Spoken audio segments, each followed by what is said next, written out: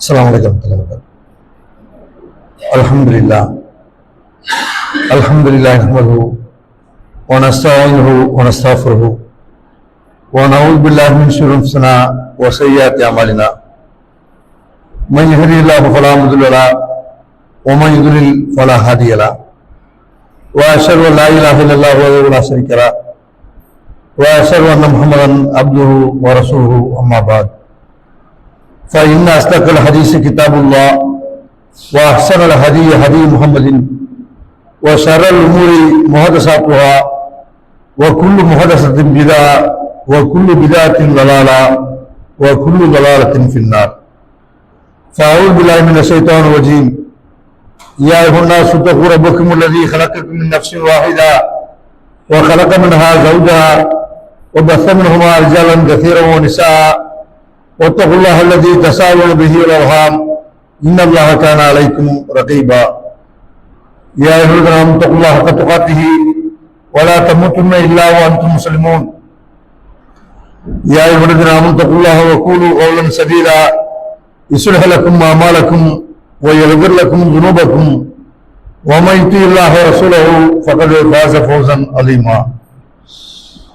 அன்பிற்குரிய இஸ்லாமிய சகோதரர்களே, பெரியவர்களே, அல்லாஹ்வுடைய பேரருளால் அவன் நம் மீது விதியாக்கி இருக்கிற ஒரு முக்கியமான கடமையை நிறைவேற்றுவதற்காக புனிதமிக்க ஜும்மா தினத்திலே நாம் எல்லாம் பங்கெடுத்திருக்கிறோம். இந்த வார ஜும்மா உரையிலே அல்லாஹ்வின் கருணை என்ற தலைப்பில் சில திருக்குர்ஆன் வசனங்களை, நபி மொழிகளை நாம் அறிந்து கொள்ள இருக்கிறோம். அல்லாஹ் என்றால் யார், அவருடைய கருணை எப்படிப்பட்டது என்பதை முஸ்லிம்கள் விளங்கிக் கொள்வார்களே. ஆனால் அல்லாஹை மட்டுமே வணங்கக்கூடிய நிலைமை இந்த சமுதாயத்தில் ஒட்டுமொத்த முஸ்லிம்களுக்கும் ஏற்பட்டுவிடும்.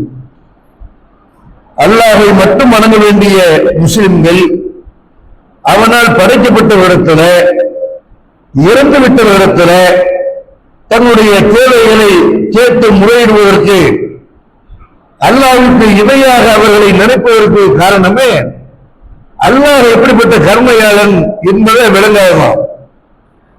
பல பேர் இஸ்லாமிய மார்க்கத்தில் இல்லாத பல புதிய புதிய வணக்கங்களை வணக்கம் என்ற பெயரால், நன்மை என்ற பெயரால் நடைமுறைப்படுத்துறதை பார்க்கணும்.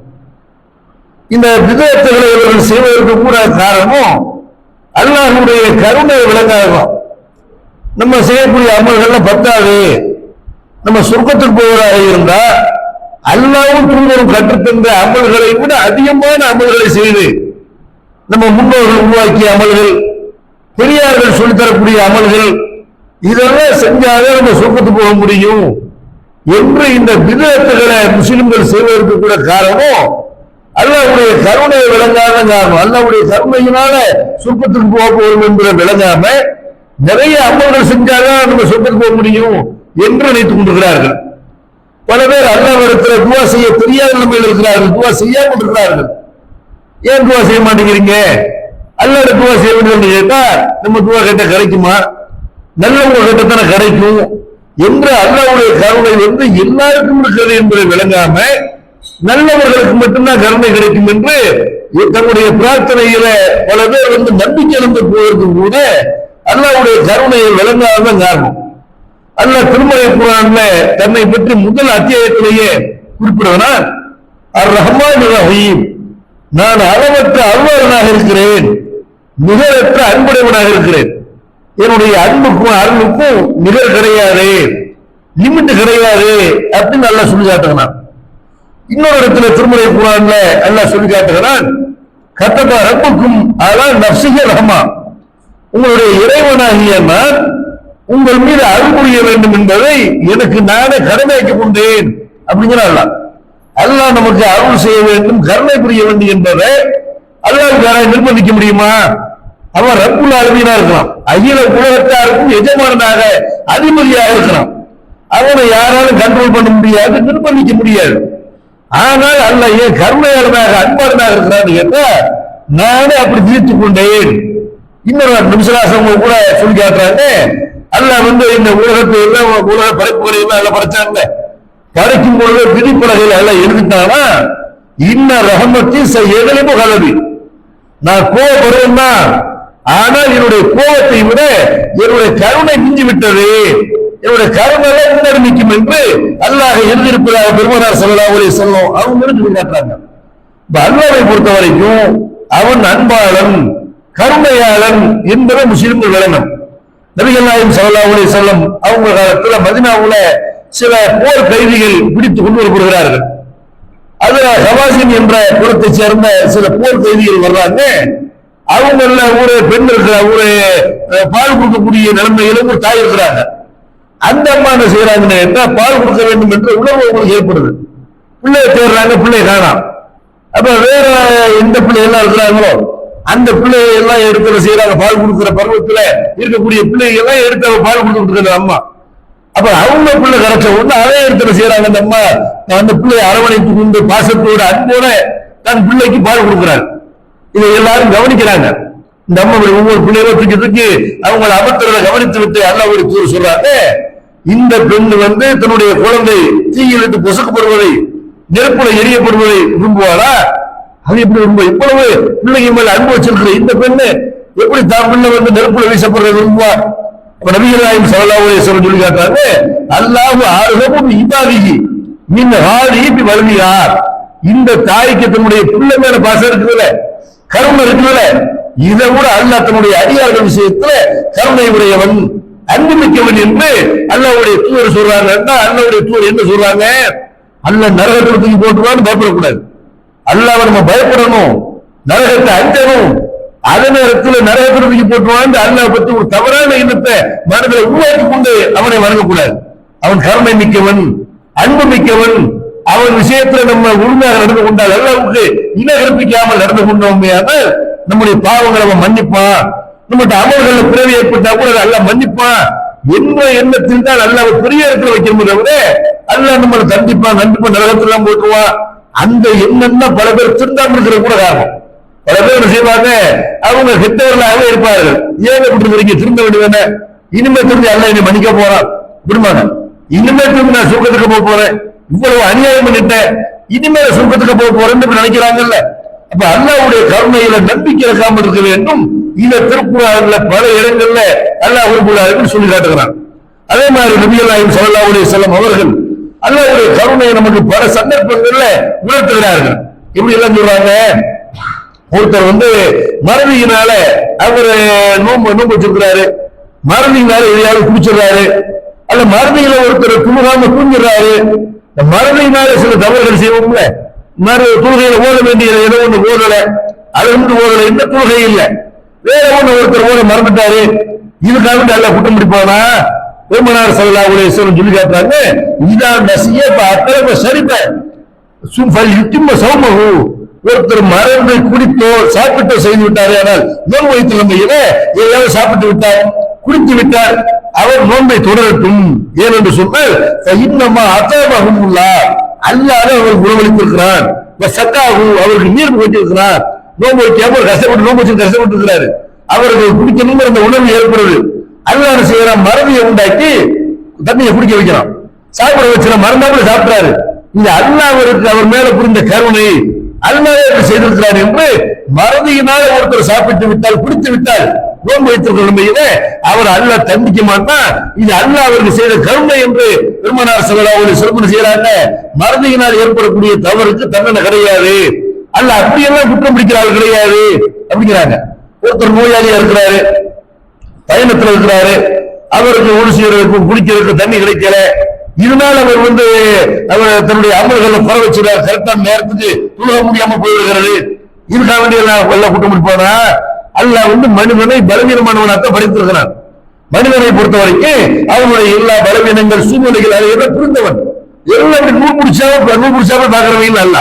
அல்லாஹ்வை பொறுத்த வரைக்கும் ரொம்ப தாராள தன்மை உள்ளவன், கருணை உள்ளவன் என்று அல்லாஹ் தன்னை பற்றி சொல்லி காட்டுகிறான். திருக்குறான் அல்லாஹ் சொல்லி காட்டுகிறான், வமை யுஹாஜிர் ஃபீ சபீலில்லாஹி யஜிது ஃபில் அர்லி முராகமன் கஸீரன் வஸாத்தா. அல்லாஹ்வுடைய பாதையில யார் ஹிஜ்ரத் பண்ணுகிறார்களோ அவர்களுக்கு அல்லாஹ் புகலிடத்தை விசாலமான இடத்தை இந்த பூமியில வைத்திருக்கிறான். ومن يخرج من بيته مهاجرا الى الله ورسوله ثم يدركه الموت. ஒருத்தர் அல்லாஹ்வுடைய பாதையில ஹிஜ்ரத் பண்ணி நாடு வந்து போகிறார், அல்லாஹ்வுக்காக தூதருக்காக நாடு வந்து போகிறார். போற வழியில் அவருக்கு மரணம் ஏற்பட்டு விடுகிறது. ஃபக்கத் பக்கா அஜ்ருஹு அலல்லாஹ் இன்னல்லாஹ் கஃபூருர் ரஹீமா. அவருக்கு வந்து அவருடைய கூலி கண்டிப்பா கிடைச்சிரும். ஹிஜ்ரத் பண்ணி போறாரு, போற வழியில மூத்தாயிறாரு. ஹிஜ்ரத்துல நன்மை கிடைக்காம போயிருமா? அல்லாஹ் தான் மரணத்தை உண்டாக்கியிருக்கான். ஹிஜ்ரத் பண்ண நன்மை என்னத்தோட ஒருவர் கிளம்பி போய்விட்டாரு, ஆனால் அவர் ஹிஜ்ரத் பண்ண மாதிரி வேற ஒரு நாட்டுக்கு சொந்த ஊரை விட்டு போய்விட்டார் என்று அவருடைய கணக்குல ஹிஜ்ரத்துடைய நன்மையை அல்லாஹ் எழுதி விடுவார் என்று பெருமானார் ஸல்லல்லாஹு அலைஹி வஸல்லம் செய்யறாங்க. ஹிஜ்ரத் செய்யாவிட்டாலும் ஹிஜ்ரத் செய்யணுங்கிற அந்த எண்ணம் இருந்துச்சுல, இதுக்காகவே அல்லாஹ் அவருக்கு கூலி தருகிறான் என்று திருமறை குர்ஆன்ல அல்லாஹ் செய்யறான். தன்னுடைய தயாளத்தன்மையை பற்றி சொல்லி காட்டுகிறார். அதே மாதிரி நபிகள் நாயகம் ஸல்லல்லாஹு அலைஹி வஸல்லம் காலத்துல என்ன எத்தனை பேர் சில நேரங்கள் என்ன செய்ய சில மார்க்க சட்டங்கள் தெரியாம சில அமல்களை செஞ்சிருக்கோம். தொழுகையில நம்ம கைகளை நெஞ்சின் மீது அல்லாஹ்வுடைய தூர் கட்டியிருக்கிறாங்க. கடந்த காலங்கள்ல அந்த ஹதீஸ்கள் தெரியாம ஒருத்தர் வயிற்று கட்டியிருப்பாரு. சில மார்க்க சட்டங்கள் தெரியாம சில தவறுகளை நம்ம செஞ்சிருப்போம். அப்ப இதுக்கெல்லாம் அல்லாஹ் வந்து தண்டிப்பானா? அந்த தொழுகைக்கெல்லாம் கூலி இல்லையா? அப்படி நமக்கு என்ன வரும்ல? நம்ம கடந்த காலத்துல ஹதீஸ்கள் தெரியாம அல்லது இப்போ ஒரு விஷயத்தை செய்யறோம், நேற்று செஞ்ச விஷயம் இன்னைக்கு பலவீனமான ஹதீஸ் என்று தெரியுது. அப்ப நேற்று பண்ணமே நம்மளை குழப்பிட்டாங்களே, நம்ம அமல்களை வீணா போயிடுச்சே, அப்படி நினைக்க வேண்டிய அவசியம் கிடையாது. பெருமானார் ஸல்லல்லாஹு அலைஹி வஸல்லம் அவங்க வந்து அல்லாஹ்வுடைய அந்த கருணை நமக்கு எப்படி எல்லாம் சொல்லி காட்டுறாங்க. அல்லாஹ் எப்படி எல்லாம் நமக்கு அவருடைய கருணையை சொல்லி காட்டுறான். அல்லாஹ்வுடைய தூதர் காலத்துல மதீனாவுக்கு நபி ஸல்லல்லாஹு அலைஹி வஸல்லம் ஹிஜ்ரத் பண்ணி போனவங்க அவங்க என்ன செய்யறாங்க, பைத்துல் முகத்தஸை நோக்கி 16 மாதங்கள் அல்ல 17 மாதங்கள் அதை கிப்லாவாக வைத்து தொழுகிறார்கள். அப்படி தொழுகிட்டு இருக்கும் பொழுது இந்த 16 மாசத்துக்கு பிறகு மதீனாவுக்கு போனதுல இருந்து பைத்துல் முகத்தஸை நோக்கி அல்லாஹ்வுடைய தூதர் தொழுகிறாங்க. 16-17 மாசத்துக்கு பிறகு அல்லாஹ் என்ன செய்யறாங்க, உங்களுடைய கிப்லாவாக இனிமே காபத்துல்லாவை வச்சுக்கிறீங்க, மஸ்ஜிதுல் ஹராம வச்சுக்கிறீங்க, இப்படி அல்லாஹ் என்ன செய்யறான். கிப்லா என்பது காபத்துல்லாவா, உலக முஸ்லிம்களுடைய கிப்லா. யூதர்கள் முஸ்லிம்கள் மேல பொறாமை கொள்வதற்கு அடிப்படையான காரணம் இது ஒண்ணு. நபிகள் நாயகம் ஸல்லல்லாஹு அலைஹி வஸல்லம் அவங்க மாத்திரம் பைத்துல் முகத்தஸை நோக்கி தொழுகிறாங்க வைங்க, உலக மக்கள் அனைவருடைய கிப்லாவாகும். அதாவது கிறிஸ்தவருடைய கிப்லா, யூதர்களுடைய கிப்லா, முஸ்லிம்களுடைய கிப்லா, எல்லாருடைய கிப்லாவும் எல்லாம் மாதிரி இருக்கு, பைத்துல் முகத்தஸா இருக்கும். ஆனா உலக கிப்லாவாக இல்லாம யூதர்களோட சுருக்கிருச்சு. யூதர்கள் மட்டும்தான் பைத்துல் முகத்தஸை நோக்கி தொழுகிறாங்க. முஸ்லிம்கள் எல்லாரும் என்ன செய்யறாங்க, காபத்துல்லாவை நோக்கி தொழுகிறார்கள்.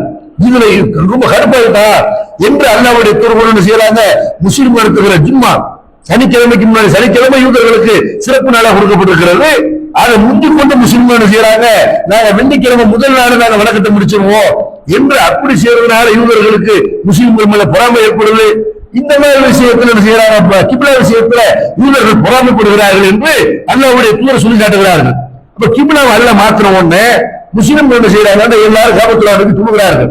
இப்ப முஸ்லிம்களுக்கு ஒரு சந்தேகம் ஏற்படுது, எத்தனையோ முஸ்லிம்கள் காபத்துல்லா முன்னோக்கி தொழாம பைத்துல் முகத்தஸை தொழுது மூத்தா போயிட்டாங்களே, அவங்களுக்கு நன்மை கிடைக்குமா இல்லையா?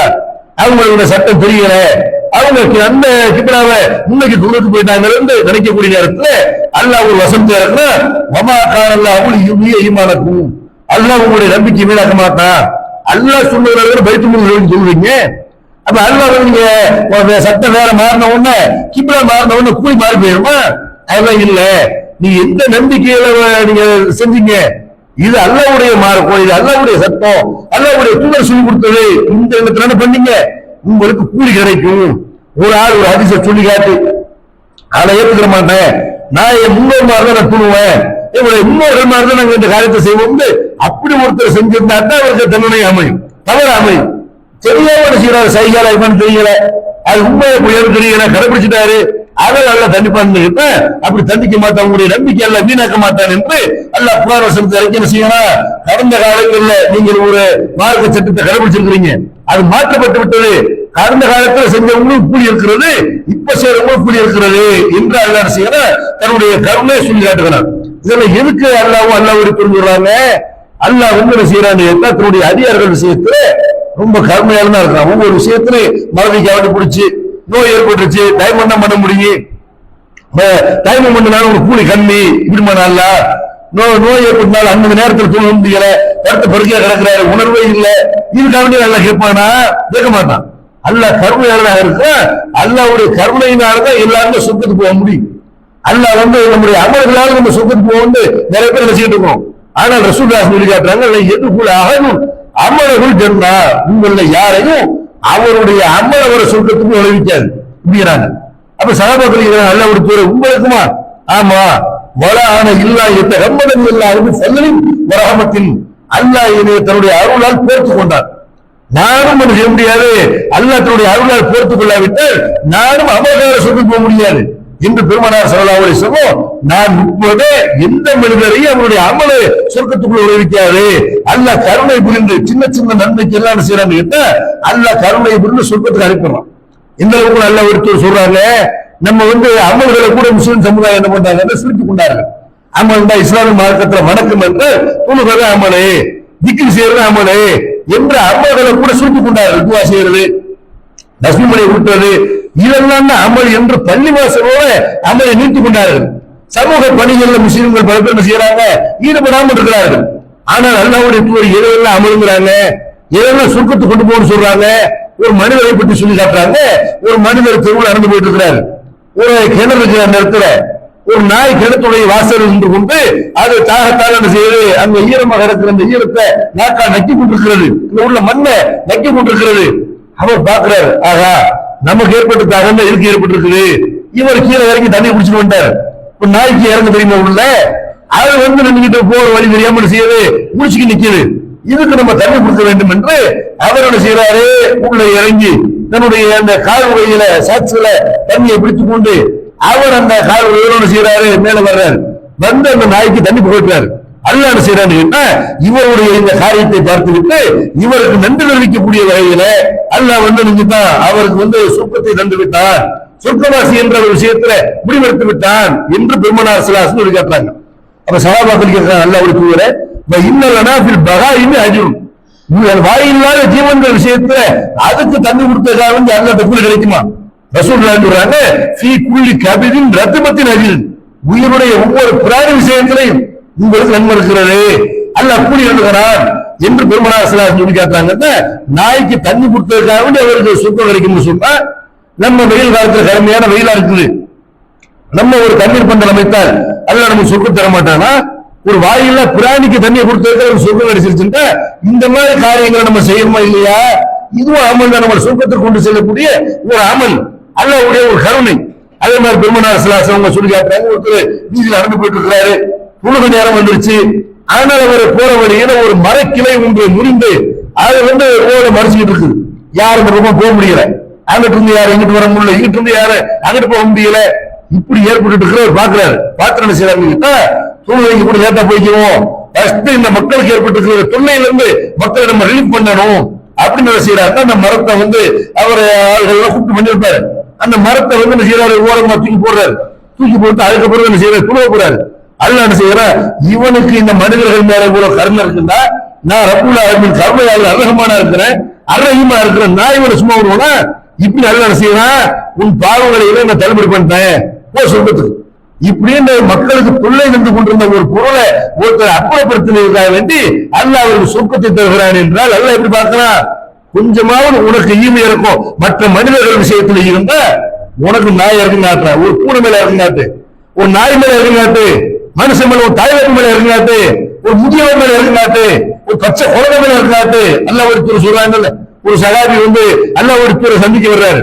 அக்ரா இப்னு ஹாபிஸ் என்ற ஒரு கிராமவாசி வர்றாங்க, ரலியல்லாஹு அன்ஹு. அல்லாஹ்வுடைய தூதருடைய பேர குழந்தைகளை கொஞ்சம் கொண்டிருக்கிறார்கள். அவருக்கு ஆச்சரியமா இருக்கு, இந்த பெரிய மனுஷன் அல்லாஹ்வுடைய தூதர், ஒரு ஆட்சி தலைவர், பிள்ளையோட விளையாண்டு இருக்கிறாங்க.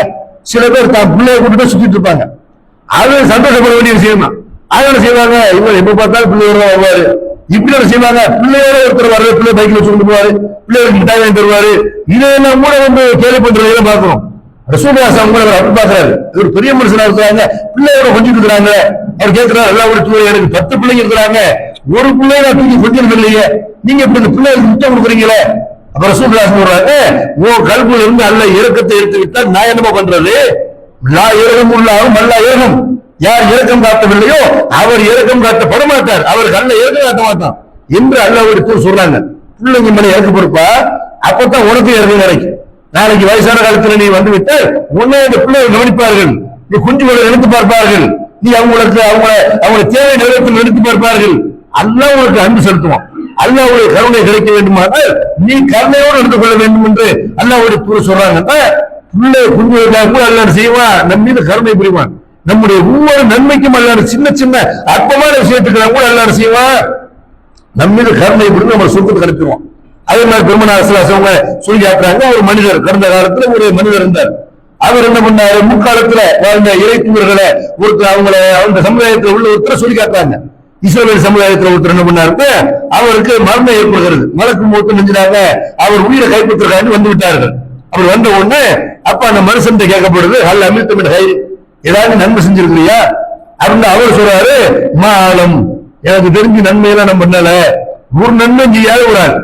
அவர் மூத்தா ஒரு நன்மையில் என்ன செய்யறாங்க, மலக்கு அவர்கிட்ட வரும்போது கேட்கிறாங்க, ஏதாவது நன்மை பண்ணிருக்கே போலத்துல இல்ல எந்த நன்மை தெரியல, எனக்கு அது மாதிரிலாம் அவனுக்கு தெரியல இப்படின்னு ஒண்ணு இல்ல, என்ன கவனிச்சு பாரு, யோசிச்சு பாரு இப்படிங்கிறாங்க. அவர் யோசிச்சு பார்த்து சொல்றாரு, இன்னைக்கு கொடுத்து உபாய் ஒண்ணு அசப்பி துணியா ஓ உதாரிசும், நான் என்ன பண்ண கேட்டா மக்களுக்கு கடன் கொடுத்துக்கிட்டு இருந்தேன், வியாபாரம் பண்ண நல்ல பெரிய செல்வம் இருந்தேன், மக்களுக்கு கடன் கொடுப்பேன். யார் கடன் கொடுக்க முடியாம சிரமப்படுறாங்களோ அவங்களுடைய கடனை தள்ளுபடி பண்ணிடுவேன், வசதி உள்ள ஆளுக்கு அவகாசம் தருவேன், எனக்கு ஞாபகம் இருந்து நினைவுல இருந்து இந்த ஒரு நன்மை செஞ்சிருக்கிறேன் இப்படின்ன ஒண்ணு. அல்லாஹ் என்ன கேட்டா அவனுடைய பாவங்களை நான் தள்ளுபடி பண்றேன். அவன் பிறருடைய கடனை தள்ளுபடி பண்ணான்ல, கஷ்டப்படுற ஆளுடைய கடனை இவன் தள்ளுபடி பண்ணும்போது இவனுடைய பாவங்களை நான் தள்ளுபடி பண்றேன் என்று அல்லாஹ் செய்யறான். மனிதர்கள் மேல ஏற்கம் காட்டினதுனால அல்லாஹ் அவன் விஷயத்துல ஏற்கம் காட்டி அவனை சொர்க்கவாசியாக ஆக்கிவிட்டார் என்று அல்லாஹ்வுடைய தூதர் சொல்றாங்கன்னா, இப்படி முஸ்லிம்களை இப்படி நம்ம எத்தனை பேர் நடந்திருக்கிறோம், எத்தனை பேர்கிட்ட பொருளாதாரம் இருக்கிறது, அந்த பொருளாதாரத்தை வீண் விரைந்து செய்கிறார்கள். திருமணம் பெயர்கள் ஆடம்பரமான முறையில திருமணம் நடத்துகிறார்கள், லட்சக்கணக்கில் செலவு பண்ணுகிறார்கள். குதிரைக்கு 30,000 50,000 ஒரு குதிரைக்கு கொடுக்கிறார்கள். ஒரு நல்ல மாட்டு சாட்டமான குதிரையில இப்போ ஒரு போரமராக பரவாயில்லை, கல்யாணத்துக்கு ஒரு குதிரை, சும்மா பொம்மை குதிரை, அதை வந்து செய்யறாங்க. அந்த குதிரைக்கு 30,000 ஒரு மணி நேரத்துக்கு 30,000 40,000 செலவழிச்சு அதுல கொண்டு போய் காசுபடுத்த போகிறார்கள். பந்தல் ஊரை வைத்து பந்தல் போடுகிறார்கள், நேரடியாக நடத்துகிறார்கள், இசை வாத்தியம் வைக்கிறார்கள். இப்படி எல்லாம் திருமணம் பெயரில் லட்சக்கணக்கில் செலவு பண்ணக்கூடிய எத்தனை பேரு, நம்முடைய குடும்ப உறுப்பினர்களை ஒருத்தர் நோய் வாய்ப்பட்டாருங்க அவருக்கு மருத்துவ செலவு பண்ண எத்தனை பேரு, அவங்களுடைய பிள்ளைகளுடைய படிப்புக்கு பொருளாதாரத்தை கொடுத்தவங்க எத்தனை பேரு வேடிக்கை பார்க்கிறது. முஸ்லிம் சமுதாயத்தில் உள்ள செல்வர்கள் என்ன செய்யறாங்க, பொருளாதாரத்தை எப்படி செலவு பண்றது தெரியாத கல்யாண மண்டபத்துக்கு கொடுக்கிற பணம் 5 லட்சம் ரூபாய், 5 லட்சம் ரூபாய்க்கு கல்யாண மண்டபம் பிடித்து திருமணம் பண்ணுகிறார்கள் என்றால் இவர்கள் ஏழைகள் மீது தங்களுடைய உறவினர்கள் மேல ஈவே இருக்கத்தை காட்டுவாங்களா? கஷ்டப்படும் செய்யற குடும்பத்தினர் கஷ்டப்படும் வேடிக்கை பார்க்கலாம். கல்யாணத்தில் கூப்பிடுறான், நான் சொந்தக்காரனை விட முடியுமா? 2000 பேரை கூப்பிடலாண்டா என் சொந்தக்காரன் நினைப்பான். சொந்தக்காரனை எப்ப பார்க்கணும், நோய் வாய்ப்படும்போது பாரு, படிக்க கஷ்டப்படும் போது பாரு, அவன் வறுமையில் இருக்கும்போது அப்ப பாரு, அல்லாஹ் உன் மீது கருணை காட்டுவான். காசு படத்தை வந்து தண்ணியாக வாரி இறைத்து விட்டு ஏழைகளை கண்டு கொள்ளாம இருந்தாலும் எல்லாம் கருணை காட்டுவான். பெருமனார் சிலாசம் சொல்லி காட்டுறாங்க, இவர் கடனை தள்ளுபடி பண்ணாருல, அந்த கடனை வந்து அல்லாஹ் செய்யறா, நீ கடனை தள்ளுபடி பண்றீங்கன்னா எனக்கு இறக்க இருக்கா இல்லையா? உனக்கு என் அடியார்கள் மேல இறக்க இருக்குன்னா எனக்கு ஓ மேல இருக்காவா? நீ பண்ண எல்லா பாவங்களையும் மன்னிச்சுன, நீ ஒரு அமல் செய்யாக்கும் பரவாயில்ல, இந்த ஒரு அமல் செஞ்சீங்க இதுக்காக உனக்கு நன்றி தெரிவிக்கிறேன் என்று அல்லாஹ்வை பொறுத்த வரைக்கும் அல்லாஹ் எதையுமே வச்சுக்க மாட்டான். அல்லாஹ் என்ன செய்வான், நம்ம தான் கணக்கு பண்ணி ஒவ்வொரு நன்றியை செலுத்துவோம். ஒரு டீ வாங்கி கொடுத்தாருன்னா அவரை பார்த்து சலாம் சொல்லுவோம், சாப்பாடு வாங்கி கொடுத்தாருன்னா அவரை பார்த்து செய்வோம், எந்திரிச்சு வரவேற்போம். அவர் செஞ்ச உதவிக்கு ஏற்ற மாதிரி நன்றி தெரிவிக்கிற மனுஷன். ஆனால் அல்லாஹ்வை பொறுத்த வரைக்கும் என்ன செய்வான், மனுஷமா நடக்க மாட்டான். 1க்கு 10 அதே மாதிரி 700 வரைக்கும் என்ன செய்வான், தான் நாடியவர்களுக்கு கணக்கின்றி அல்லாஹ் கொடுப்பான். அப்படிப்பட்ட ஒரு கருணையாளராக இருக்கிற அதைத்தான் திரும்ப அல்லாஹ் செய்வா ஒரே வார்த்தையில சொல்லி காட்டுற அர் ரஹ்மான், நான் அளவற்ற அருளாளனா இருக்கிறேன், அர் ரஹீம் நிகரற்ற அன்புடையவனா இருக்கிறேன் அப்படின்னு சொல்லி காட்டலாம். பெருமனார் ஸல்லல்லாஹு இன்னும் சொல்றாங்க பாருங்க, இந்த உலகத்துல ஒரு மனிதர் வந்து என்ன செய்யறாரு, பிறருடைய குறையை அவரு தெரிஞ்சிருக்கிறார். ஒரு ஆளுடைய குறை தெரியுது, அவருக்கு மட்டும் தெரியுது, யாருக்குமே தெரியல. இவர் சொல்லாவிட்டால் அது யாருக்குமே தெரியாது. அந்த மாதிரி ஒரு குறை இருக்கும் பொழுது இவர் என்ன பார்த்தாரு, அவருடைய குறையை நம்ம மறைச்சிருவோம், இதை சொல்றதுனால என்ன பிரயோஜனம் இருக்கு, மார்க் விஷயமா இது, இதை சொல்றதுனால என்ன நன்மை இருக்குது, இப்படி என்ன செய்யறாரு, யாருக்குமே தெரியாம அவர் மட்டும் கூப்பிட்டு அட்வைஸ் பண்ணிட்டு கரெக்டா இருந்துக்க, இந்த மாதிரிலாம் மிஸ்டேக் வரக்கூடாது என்று அட்வைஸ் பண்றாரு. அவருடைய குடும்பத்தில் அவ்வளவு முக்கியமான அவர்கிட்ட சொல்ல செய்யறாரு, அதை அவர் திருந்துவதற்கான ஒரு வாய்ப்பை செய்யறாரு. இது அவர்தான் என்ன செய்யறாரு கேட்டா, இந்த மாதிரியான ஆளுடைய விஷயத்துல மறுமையில் இப்படி கருணை காட்டினார். மண் சக்கர முஸ்லிமன் சக்கர உள்ளாவும் இவங்க செய்யாமா, யார் ஒரு முஸ்லிமுடைய குறையை மறைக்கிறாரோ அவருடைய குறையை அல்ல மறுமையில மறைச்சிருவான். மனுஷன் தான் நம்ம தப்பு செய்யாம இருப்போமா? தவறு செய்யாத மனிதர்கள் ஒருவருக்கு யாரா இருக்கிறாங்களா? அல்லாஹ் செய்த மறுமையில பல பேருடைய தவறு இந்த உலகத்துல அடுத்தவருடைய குறையை பேசியவருடைய குறை எல்லாம் மறுமையில அல்லாஹ்வுக்கு முன்னாடி வெளிப்படுத்தப்படும். தவறுகள் மறைக்கப்பட்ட பல பேர் இருப்பார்கள், சில பேருடைய தவறுகள் வெளிப்படுத்தப்பட்டிருக்கு. அல்லாஹ் செய்வான், வேலை கூப்பிடுவான், 5 வாரம் கூப்பிட்டவன் செய்வான். அவருடைய ஒவ்வொரு தவறை ரகசியமா கூப்பிட்டு யாருக்கும் தெரியாம மனுஷர்ல ஒவ்வொருத்தவரையும் அல்லாஹ் செய்வான், பகிரங்கமாக விசாரிப்பார். சில பேர் இந்த மாதிரி பிறருடைய குறைகளை மறைத்தவர்கள் எல்லாம் எப்படி விசாரிப்பான்னு கேட்டா, தனிப்பட்ட முறையில் கூப்பிட்டு இந்த தவறு நீ பண்ணுனியா இப்படின்னு அல்லாஹ் கேட்பானா. கேட்டவன அவர் என்ன செய்வாரு, இவ்வளவு அல்லாஹ் விசாரிக்கிறானே, நம்ம அழிஞ்சு போயிட்டோம், அவ்வளவுதான், நமக்கு நரகம் தான் இப்படிங்கிற மாதிரி நம்ம பயந்து இருப்போம். அப்ப அல்லாஹ் வந்து சொல்லுவாங்க, சத்தர்த்துவா அழைக்க துனியா, உலகத்துல இதெல்லாம் நீ பண்ணுன யாருக்குமே தெரியல, இங்கே யாருக்கும் தெரியாம விசாரிக்கிற, உலகத்துல மறைச்சிட்டாங்க. வான அகப்பி முகாலக்கள் இன்றைக்கு அந்த தவறுகளை எல்லாம் அவங்க மன்னிச்சுட்டேன். இப்படிமாதான் அல்ல எப்படிப்பட்ட கருணை பாருங்க. ஒரு அடியான கேவலப்படுத்தக்கூடாது என்று நினைத்தால், அவனை கண்ணியப்படுத்த வேண்டும் என்று நினைத்தால் என்ன செய்யறா, நீ அடுத்தவருடைய கண்ணியத்தை காப்பாத்தினீங்கள, அடுத்தவரை கேவலப்படுத்த நினைக்கிறீங்களே, உன்னை நான் கண்ணியப்படுத்துறேன், உண்மையில நான் கருணை காட்டுகிறேன், உனக்கு நான் செய்யக்கூடிய கருணை என்ன, உனக்கு வந்து எல்லா அவங்களே நான் மன்னிச்சுட்டேன் என்று அல்லாஹ் வந்து மறுமையில சொல்லுவான் என்று அல்லாஹ்வுடைய தூதர் சொல்லி காட்டுறாங்க. இப்படி நிறைய ஹதீஸ்களை நம்ம என்ன செய்யலாம், அல்லாஹ்வுடைய கருணையை விளங்குவதற்கு ஏராளமான ஹதீஸ்கள் இருக்கிறது. அதே மாதிரி நபி ஸல்லல்லாஹு அலைஹி வஸல்லம் சொல்றாங்க, ஒரு ஆள் என்ன செய்வாரு, மறுமையில் அல்லாஹ்வுடைய தவறுகளை விசாரிப்பானா, குற்றங்களை விசாரிக்கும் போது மலக்குமார் அல்லாஹ் சொல்லுவானா, இவர் செஞ்ச சின்ன சின்ன பாவங்கள் இருக்குல்ல அதை மட்டும் நீங்க சொல்லுங்க, பெரிய பாவங்களை எல்லாம் நீங்க விட்டுருங்க, இப்படின்னு சின்ன சின்ன பாவங்களை எல்லாம் அல்லாஹ் விசாரிக்க சொல்லுவான். அல்லாஹ் விசாரிப்பான், இதை பண்ணலையா அதை பண்ணலையா, அவர் எதையுமே மறைக்காம செய்வாரு, எல்லாத்தையும் ஒத்துக்குருவாரு, எதையும் மறுக்க முடியாது அவரால். அவர் நடப்பாரா, சின்ன சின்ன பாவங்களை எல்லாம் அல்லாஹ் விசாரிக்கிறானே, பெரிய பாவத்தை அல்லாஹ் விசாரிக்க ஆரம்பிச்சா நம்ம நிலைமை என்ன வருது இப்படின்னு பயந்துட்டு இருப்பாரு. அப்ப அல்லாஹ் என்ன செய்வான்னு கேட்டா, இந்த சின்ன தவறுகளுக்கு எல்லாம் நான் என்ன செய்யறேன்னு கேட்டா, இதெல்லாம் நன்மையை மாத்திடுறேன் இப்படின்னு பெரும்பாவங்களை எல்லாம் மறைச்சிட்டு சின்ன பாவத்தை மட்டும் மலக்குமாறு எடுத்து காட்டினாங்கல்ல, இதையெல்லாம் அல்லாஹ் நன்மையை மாத்த கொடுப்பான். ஏன்னா அவருடைய ஈமான அல்லாஹ் அறிஞ்சவன், அவருடைய இஹ்லாஸை அறிஞ்சவன், தர்மம் பண்ணிருப்பாரு, யாருக்கும் புரியாம தர்மம் பண்ணிருப்பாரு. ஒவ்வொருத்தருடைய அமல்கள்லையுமே வித்தியாசம் இருக்குதுல்ல, ஒவ்வொருத்தருடைய ஈமான்ல வித்தியாசம் இருக்குது. அவர் சோதனைகள் வர நேரத்தில் உறுதியை நின்றுப்பாரு, அவங்களுடைய ஈமான் இறையச்சம் எல்லாத்தையும் விளங்கி அல்லாஹ் என்ன செய்வான்னு கேட்ட, அவரு ஏகத்துவக்குள்ள கரெக்டா இருக்கிறார், அவர் வந்து எனக்கு இணை வைக்கல, இஸ்லாத்துக்கு எதிராக அவர் என்ன செய்யற போகல, ஏதோப்பட்ட பல பாவங்கள் சில தவறுகள் சின்ன சின்ன தவறுகள் இருக்கிறது என்று அல்லாஹ் என்ன செய்யறான்னு கேட்டா, அவருடைய பெரும்பாவங்களை எல்லாம் மறைச்சிட்டு அதையெல்லாம் விசாரிக்க விட்டு சின்ன பாவங்களை மட்டும் விசாரிச்சுட்டு என்ன செய்யறான், இதையெல்லாம் நன்மையை மாத்திருந்தான். அவர் என்ன செய்வார், அதெல்லாம் கேட்டுட்டு சின்ன தவறுக்கெல்லாம் நன்மையை கொடுத்து எல்லாம் பெரிய பெரிய தப்பெல்லாம் பண்ணிருக்கிறேன் அதெல்லாம் விஷய காணாம இப்படின்னு அல்லாஹ் தவறு ஒத்துக்குருவாராம். பாவத்தை என்ன செய்வாரு, நான் அந்த பாவம் பண்ணேன் இந்த பாவம் பண்ணேன் இப்படின்னு அவர் என்ன செய்வாரு, அல்லாஹ் அவரை பத்தி சிரிப்பானா, நானே மறைச்சிட்டேன் அந்த தப்ப நீ என்ன சொல்ற இப்படின்னு முடிச்சு, அதாவது எவ்வளவு பேராசை பாருங்க மனுஷனுக்கு. அல்லாவே மன்னிச்சு அல்லாஹ் வந்து விசாரிக்காம கண்டுகொள்ளாம இருந்தா வந்து செய்வாரு, நன்மை நமக்கு கொஞ்சமா கிடைக்காது, பெரிய சுருக்கம் ஜன்னத்துல் ஃபிர்தௌஸ் கிடைக்கிறது போல இருக்கு. மறுமையாளர் இப்படி சொல்லுவாங்கன்னு சொல்லி அல்லாஹ் ஒரு தூதர் சொல்லி காட்டுறாங்க. இதெல்லாம் எதை காட்டுதுன்னு சொன்னா, ஒரு மனிதனை அல்லாஹ் சொர்க்கத்திற்கு அனுப்ப முடிவு செய்துவிட்டால் தன்னுடைய கருணையினால் அவர்கிட்ட உள்ள சின்ன சின்ன நன்மைகளுக்கு அவ்வளவு நெஞ்சிருவா சொர்க்கத்துக்கு போன்றுவான். பெரிய இபாதத்து பண்ணியிருந்தா சொர்க்கத்துக்கு போக முடியும். அப்படி எல்லாம் செய்யறாங்க, அதெல்லாம் விளங்காம தான் செய்யறாங்க. 40 நாள் 4 மாசம்ல கலைப்பு போறாங்க. குடும்பத்தில் செய்ய வேண்டிய கடமைகளை செய்யாம, பெற்றோரை வயசான காலத்தில் உள்ள பெற்றோர்களை கவனிக்காம, வீட்டுக்கு வந்த விருந்தாளிகளை கவனிக்காம, பிள்ளைகளுக்கு ஒரு நோட்டு புத்தகம் வாங்கி தராம, பிள்ளைகளோட நேரம் செலவழிக்காம, ஒரு நோயாளி நல விசாரிக்க போகாம, ஒரு நல்ல ஒரு பய நிகழ்ச்சிகளை கலந்து கொள்ளாம, சமூகத்துக்காக தொண்டாற்றாமல், ஊர்ல உள்ள தீமைகளை தடுக்காம, ஊர்ல உள்ள மக்களுக்கு நன்மையை ஏவாம, சில பேர் ஊர் 4 நாள் போறாங்க தப்லீக்ங்கிற பேர்ல, சில சகோதரர்கள் போறாங்கல்ல, இவங்க என்ன நினைக்கிறாங்க, இதெல்லாம் எதுவும் நன்மை இல்லை. நன்மை என்ன, நம்ம வந்து முற்றிலும் திறந்து வர வேண்டும், நம்ம பொண்டாட்டி திறந்துறணும், பிள்ளைய திறந்துறணும், பெற்றோரை திறந்துறணும், எல்லா நன்மைகளை திறந்து விட்டு செய்யணும், நம்ம இப்படி போயிடணும்னு நினைக்கிறார்கள்.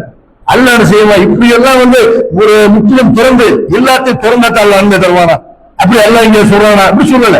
அப்ப அல்லாஹ்வுடைய கருணை என்ன செய்யறாங்க, கம்மியா மதிப்பிட்டுக்கிறாங்கன்னு அர்த்தம். அல்லாஹ் தன்னை பற்றி சொல்லிக்காட்டா, அர் ரஹ்மான் அளவற்ற அருளாளன் நிகரற்ற அன்புடையவன். இந்த அளவற்ற அருளாளன் நிகரற்ற அன்புடையவனை ஒழுங்கா விளங்காம முஸ்லிம் என்ன செய்யறாங்க, தர்காக்களை பிடிக்கிறார்கள். அவளியாக்களை மகான்களே எங்களுக்கு அதை கொடுங்க இதை கொடுங்க அங்க போய் கேட்கிறார்கள்.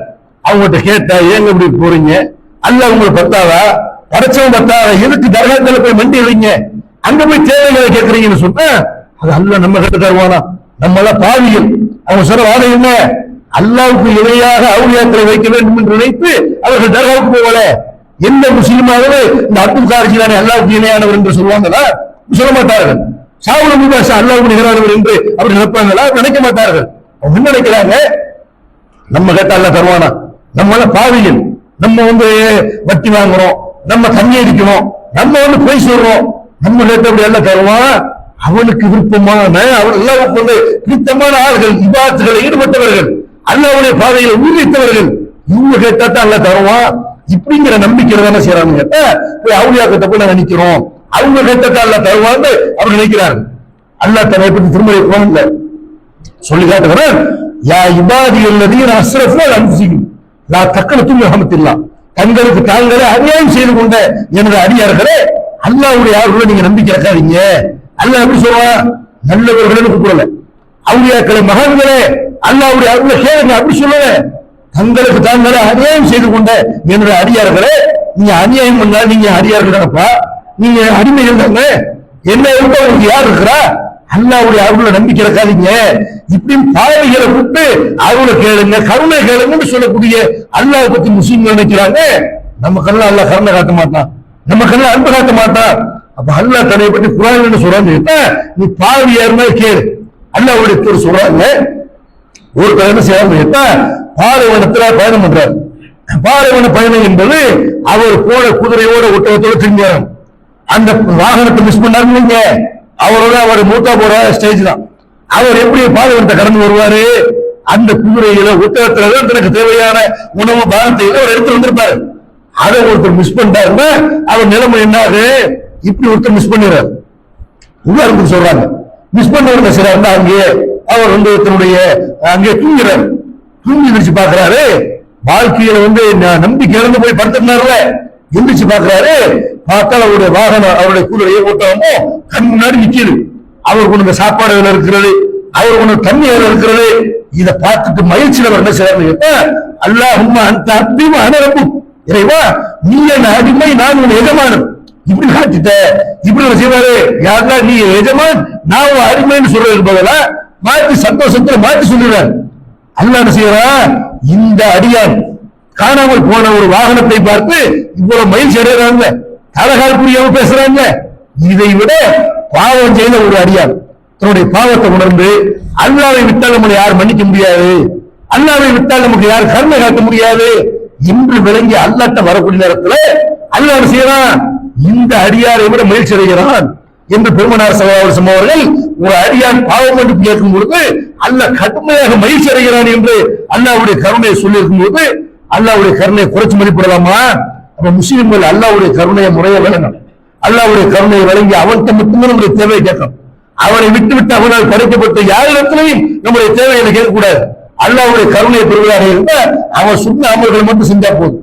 அவங்களுடைய தூதர்கள் அவங்க சொன்ன அமல்களை செஞ்சா மட்டும் போதும். அல்லாஹ் சொல்லாத தூதர் சொல்லாத அமல்களை நம்மளாக உண்டாக்கி செய்யக்கூடாது. அல்லாஹ்வுடைய கருணையை உரிய முறையில் இந்த சமுதாயம் விளங்கி நடக்க வேண்டும் என்று கூறி நிறைவு செய்கிறேன். வாக்குறுத்தாவானா அல்ஹம்துலில்லாஹி ரப்பில் ஆலமீன். அல்ஹம்துலில்லாஹ். அன்பிற்குரிய இஸ்லாமிய சகோதரர்களே, இஸ்லாமிய மார்க்கத்தை முஸ்லிம்கள் திருக்குர்ஆன்ல இருந்தும் நபி மொழிகளில் இருந்தும் அறிந்து கொள்ளாமல் நம்ம இந்த மாதிரி ஊர்ல கொலை கொண்டிருக்கிறார்களோ, மார்க்கங்கிற பேர்ல எதையெல்லாம் கடைபிடிக்கிறார்களோ அந்த மார்க்கத்துல நம்ம இருப்போம் அப்படின்னு கண்மூடித்தனமாக இருக்கிற விளைவாலதான் இன்றைக்கு முஸ்லிம்கள்ட்ட பல தீமைகள் ஏற்பட்டிருக்கிறத பார்க்கிறோம். பொருளாதாரத்தை சம்பாதிக்கிற முறையா இருந்தாலும் சரி, அதை செலவு செய்யற முறையா இருந்தாலும் சரி, தனிப்பட்ட வாழ்க்கையா இருந்தாலும் சரி, பொது வாழ்க்கையாக இருந்தாலும் சரி, வணக்க வழிபாடாக இருந்தாலும் கூகையாக இருந்தாலும் அல்லாஹ்வும் தூதரும் நம்மளை எப்படி நடக்க சொல்லி இருக்கிறார்களோ, குர்ஆன்ல நபி மொழிகள்ல ஒரு மனிதன் எப்படி வாழ வேண்டும் என்று நமக்கு எப்படி அறிவுறுத்தப்பட்டிருக்கோ அப்படித்தான் நம்முடைய வாழ்க்கை இருக்க வேண்டும் என்பதை விளங்காம நம்ம எல்லா பேருக்கும் முஸ்லிமா இருக்கும். முஸ்லிம்ங்கிற பேர்ல என்ன செய்வோம்? சும்மா போய் நம்ம கலந்துக்கிறோம், பெருநாளுக்கு எழுப்ப கலந்துக்கிறோம். இவ்வளவுதான் இஸ்லாத்துக்கு இஸ்லாமிய முறைப்படி ஒரு அஜத்தை வைத்து செய்வோம், ஒரு ஜமாத்துல கல்யாணம் பண்ணிக்கிறோம், இஸ்லாமிய முறைப்படி அரசு செஞ்சுக்கிறோம். இவ்வளவுதான் இஸ்லாம் என்று மக்கள் விளங்குனதுனாலதான் முஸ்லிம்கள் என்று சொல்லிக் கொண்ட பல பேர் என்ன செய்யறாங்க? பல இளைஞர்கள், குறிப்பாக பல இளைஞர்கள் மதுபானத்துக்கு அடிமையா இருக்கிறார்கள். மதுபானம் தாண்டி என்ன செய்யறாங்க? கஞ்சாவுக்கு, போதைப் பொருள்களுக்கு அடிமையாகி நிக்கிறத பார்க்கிறோம். அப்ப இவங்க வந்து இதனால என்ன செய்யறாங்க, இந்த உலகத்திலையும் மான மரியாதை இழக்கிறார்கள். யார் இந்த போதைப் பொருள்களுக்கு அடிமையாகிறாங்களோ உலகத்தில் அவர்களுக்கு பல கேடுகள் ஏற்படுறதை பார்க்கணும். அவங்களுடைய வாகன விபத்து ஏற்பட்டு அப்படி சாகுறாங்க, பிறரை சாகரிக்கிறார்கள். அவங்க மனநோயாளியை அரவணை செய்யறாங்க, மாறி போடுறாங்க, கொலைகாரர்களாக மாறிவிடுகிறார்கள். கஞ்சா அடிச்சுட்டு கொலை செய்ய தெரியல, அவனுடைய நிலைமை அவனுக்கு தெரியும், என்ன செய்யணும் தெரியல, தாய்க்கும் பிள்ளைக்கு வித்தியாசம் தெரியல, தாய்க்கு மனைவிக்கு வித்தியாசம் தெரியல. அப்படி எல்லாம் என்ன செய்யறாங்க, கேவலமான முறையில எல்லாம் நடந்து கொள்ளக்கூடியதை எல்லாம் பார்க்கணும். கஞ்சா அடிச்ச பிறகு பைத்தியக்காரன் மாறிடலாம், சுய உணர்வை இழந்து சுய நிறைவை இழந்து என்ன செய்யலாம், அவர்கள் கேடுகட்ட காரியங்களை எல்லாம் செய்ய ஆரம்பிக்கிறார்கள். இவங்க என்ன சொல்றாங்க, இதுக்கெல்லாம் காரணம் சொல்றாங்க, கவலைகளை மறக்கிற காரணமா நாங்க என்ன செய்யறோம், தண்ணி அடிக்கிறோம், கவலையை மறக்கிறதுக்கு தான் நாங்க கஞ்சா அடிக்கிறோம், கஞ்சா அடிச்சா உடம்புல வலி தெரியாது